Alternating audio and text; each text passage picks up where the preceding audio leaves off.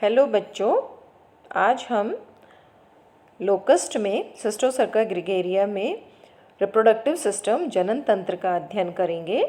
Morphology और structure का जब हमने अध्ययन किया था तो यह पाया कि मोस्ट ऑफ द इंसेक्ट्स में लिंग पृथक होते हैं, अर्थात नर व मादा पृथक पृथक होते हैं।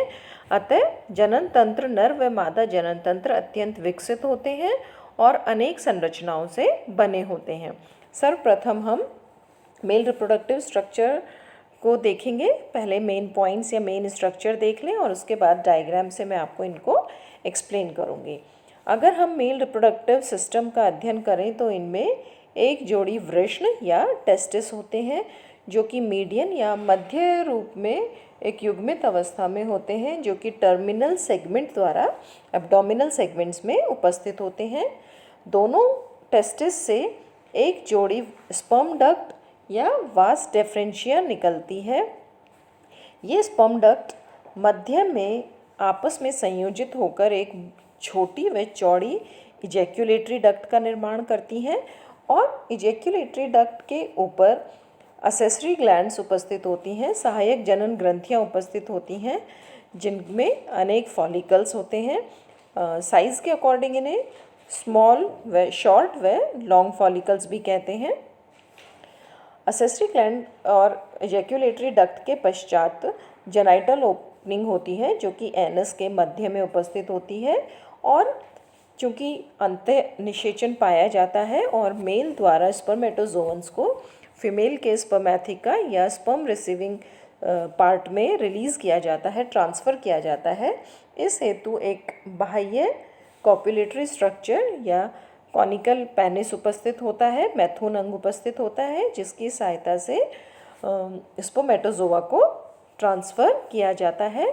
और असेसरी ग्लैंड का जो सिक्रीशन होता है वह इस ट्रांसफ़र को सपोर्ट करता है, फैसिलिटेट करता है। अगर हम डिटेल स्ट्रक्चर देखें तो टेस्टिस में मुख्य रूप से टेस्टिकुलर फॉलिकल्स के बने होते हैं और इन फॉलिकल्स में स्पर्मेटोजोआ का निर्माण होता है। ये स्पर्मेटोजोआ स्पर्म डक्ट या वास डिफरेंशिया द्वारा इजैक्यूलेटरी डक्ट में जाते हैं और पेनिस द्वारा स्पर्मैथिका में रिलीज़ कर दिए जाते हैं।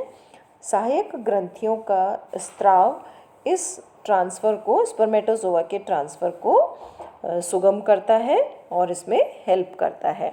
अगर हम डायग्राम की बात करें तो ये मेल रिप्रोडक्टिव स्ट्रक्चर का डायग्राम होता है जिसमें टेस्टिस एक युग्मित रूप में है। एक पेयर टेस्टिस होते हैं जो कि मीडियन सेगमेंट या फिलामेंट द्वारा एब्डोमिनल पार्ट में रहते हैं, मीडियन अवस्था में, मध्य अवस्था में। प्रत्येक टेस्टिस से एक वास डेफरेंस या स्पर्म वाहिनी निकलती है जो कि मध्य में आपस में जुड़कर एक छोटी व चौड़ी ब्रॉड, आप देख रहे होंगे, ब्रॉड इजैक्यूलेटरी डक्ट का निर्माण होता है जिसके ऊपर अनेक फॉलिकल्स दिखाई देते हैं, छोटे व बड़े फॉलिकल्स।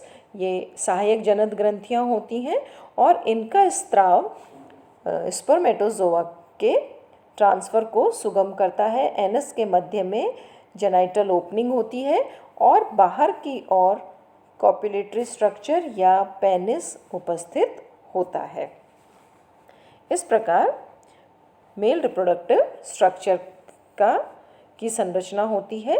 इसी प्रकार फीमेल रिप्रोडक्टिव सिस्टम या मादा जनन तंत्र का अगर हम अध्ययन करें तो मुख्य भाग के रूप में, मुख्य संरचनाओं के रूप में फीमेल रिप्रोडक्टिव स्ट्रक्चर में एक जोड़ी ओवरी होती हैं और स्पर्म डक्ट की भांति प्रत्येक ओवरी से एक ओविडक्ट निकलती है जिनके दोनों ओविडक्ट मिलकर एक वेजाइना का निर्माण करती हैं और वेजाइना एक स्पर्मैथिका या स्पर्म रिसीविंग पार्ट में खुलती हैं और कुछ सहायक ग्रंथियां तथा जेनाइटल ओपनिंग होती है। अगर हम इनका डिटेल अध्ययन करें तो ओवरीज टेस्टिस की अपेक्षा लंबवत या लंबी होती हैं, इलोंगेटेड ओवरीज होती हैं जिनमें असंख्य ओव्यूरोल्स या जिन्हें हम कहें अंडनलिकाएं पाई जाती हैं। ये अंडनलिकाएं टर्मिनल फिलामेंट द्वारा या मध्य में आपस में एक दूसरे से जुड़ती रहती हैं, परंतु इन नलिकाओं में या ओवेरियोल्स में अवकाशिका या ल्यूमेन अर्थात खाली स्थान नहीं होता, अपितु इस ल्यूमेन में या इस मध्य भाग में ऊगोनिया और ऊसाइट्स एग की विभिन्न अवस्थाएं जो हैं वह उपस्थित होती हैं।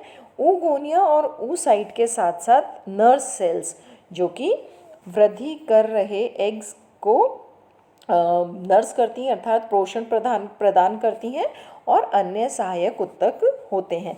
इस प्रकार एक बार पुनः देख लें हम कि प्रत्येक ओवरी में अनेक अंड नलिकाएं या एग ट्यूब्यूल्स पाई जाती हैं। इन एग ट्यूब्यूल्स को ओवेरियोल्स कहते हैं। ओवेरियोल्स एक मध्य फिलामेंट द्वारा आपस में जुड़ी हुई हैं और मध्य अवकाशिका स्पष्ट नहीं होती क्योंकि इसमें अनेक ऊगोनिया ऊसाइट्स साथ में अनेक नर्व सेल्स और सहायक कोशिकाएं पाई जाती हैं। ऊसाइट्स अपनी वृद्धि के साथ साथ नीचे की ओर गति करते जाते हैं और दोनों ओवरीज से एक एक ओविडक्ट निकलती है जो आपस में जुड़कर नर जनन तंत्र के इजैक्युलेटरी डक्ट की भांति यहाँ पर वेजाइना का निर्माण होता है, अर्थात दोनों ओर की ओविडक्ट मिलकर वेजाइना का निर्माण कर रही हैं। यह वेजाइना जेनाइटल चैम्बर में खुलता है और जेनाइटल चैम्बर ओविपोजिटर की प्लेट्स के मध्य में उपस्थित होता है। ओविपोजिटर मुख्य रूप से निषेचित अंडों को छिद्र या जिन्हें हम कह सकते हैं कि इनके नेस्ट जहाँ पर कि फर्टिलाइज्ड एग्स को रखा जाता है में रखने के में सहायक होता है।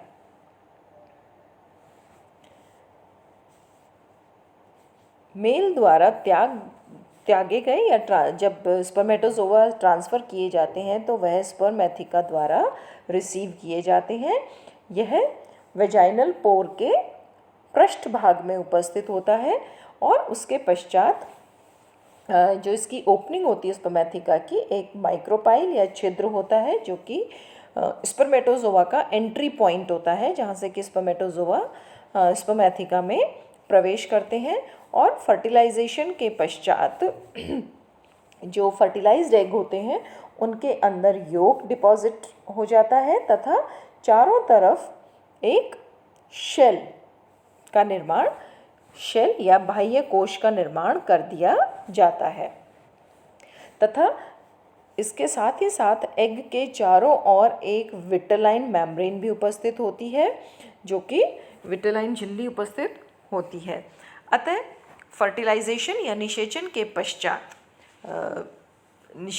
पश्चात संपूर्ण होने पर कंप्लीट होने पर एग से बाहर जो ग्रास हॉपर निकलता है छोटा ग्रास हॉपर निकलता है या जो फर्स्ट स्टेज होती है उसे निम्फ कहते हैं क्योंकि यह अडल्ट के लगभग समान होता है। सिर्फ अंतर जो मुख्य अंतर होता है कि इसमें विंग्स या पंख अनुपस्थित होते हैं और हैचिंग के पश्चात प्रस्फुटन के पश्चात निकलने वाले इस छोटे ग्रास हॉपर को निम्फ कहते हैं। यह निम्फ बहुत तेज़ी से भोजन यानी कि वॉरेशियस फीडर होता है, बहुत अधिक फीडिंग करके खाना खाकर जल्दी से ग्रोथ करता है और निम्फ से अडल्ट के मध्य 5 मोल्टिंग्स या निर्मोचन होते हैं, कायांतरण होते हैं और उसके पश्चात यह अडल्ट बन जाता है। निम्फ से अडल्ट के मध्य होने वाली अवस्था को हम मेटामॉर्फोसिस कहते हैं, कायांतरण कहते हैं और इस कायांतरण में 5 मोल्टिंग्स या 5 निर्मोचन होते हैं। अगर हम फीमेल रिप्रोडक्टिव स्ट्रक्चर का डायग्राम देखें, यह फीमेल रिप्रोडक्टिव स्ट्रक्चर है जिसमें कि दोनों ओर की ओवरी अनेक ओवेरियोल्स या एग ट्यूब्यूल्स जिनके अंदर की ओगोनिया और oocytes उपस्थित होती हैं। दोनों ओर की ओवरी से ओवरी डक्ट निकलती है और ये मध्य में वेजाइना का निर्माण करती हैं। सहायक ग्रंथियां उपस्थित होती हैं। यह मीडियन फिलामेंट है और स्पर्मेथिका, जहाँ से कि स्पर्मेथिकल डक्ट है, वाहिनी, यहाँ से स्पर्म्स को रिसीव करके किया जाता है। यह ओपनिंग होती है वेजाइनल जेनाइटल ओपनिंग। इस प्रकार मेल व फीमेल रिप्रोडक्टिव स्ट्रक्चर्स होते हैं। अतः बच्चों, ये मेल और फीमेल रिप्रोडक्टिव स्ट्रक्चर लोकस्ट का कंप्लीट हो गया। आपको मेन पॉइंट्स भी इस पीपीटी में मिल जाएंगे और साथ ही साथ डायग्राम है, आप इनको देखकर अच्छे से अध्ययन करना, अपने नोट्स बनाना, और कुछ भी प्रॉब्लम हो तो आप पर्सनल नंबर पर डिस्कस कर सकते हैं। Thank you and have a nice time.